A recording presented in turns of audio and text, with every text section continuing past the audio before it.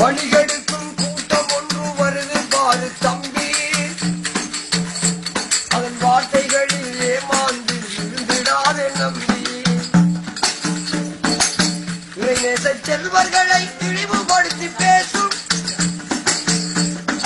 இறைஞான பாதையிலே புழுதி மாறி வீசும். இதுதான் இறைவனின் போதமா அல்லது இபிலீசின் வாக்குவாதமா?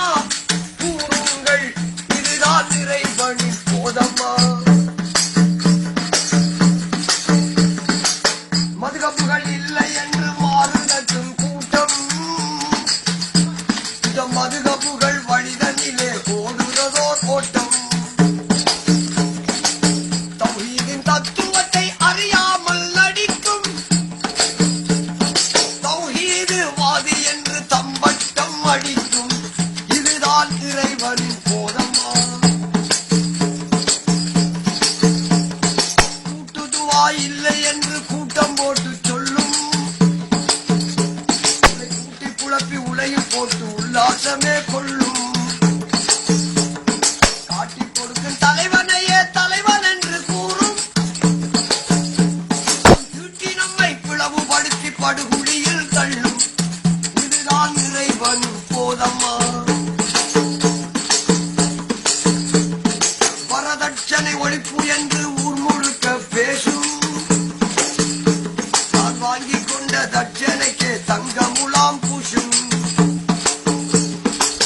கந்தூரி வைபவத்தை சிறுக்கு என்று சொல்லும். கந்தூரி உணவை மட்டும் வயிறு நிறைய உண்ணும். இதுதான் இறைவனின் போதமா?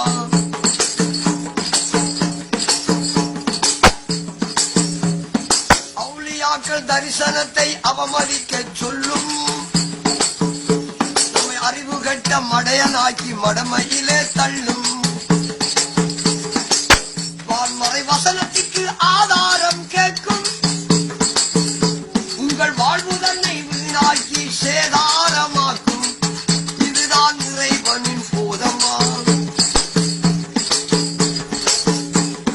தரீக்கத்தின் வழி தன்னை ஏற்றிடவும் மறுக்கும். தரம் கெட்ட பாதையிலே நம்மை சேர்த்து இழுக்கும். அன என்ற அகந்தையினால் தருதலையாய் பிரியும். நான் பாடுகின்ற கீதம் அதில் உண்மை உமக்கு புரியும். இதுதான் இறைவனின் போதமா அல்லது இபிலீசின் வாக்குவாதமா? கூறுங்கள், இதுதான் இறைவனின் போதமா? வழிகெடுக்கும் கூட்டம் ஒன்று வருது பாரு தம்பி. அதன் வார்த்தைகளில் ஏமாந்து விழுந்திடாதே நம்பி. இறைநேச செல்வர்களை இழிவுபடுத்தி பேசும்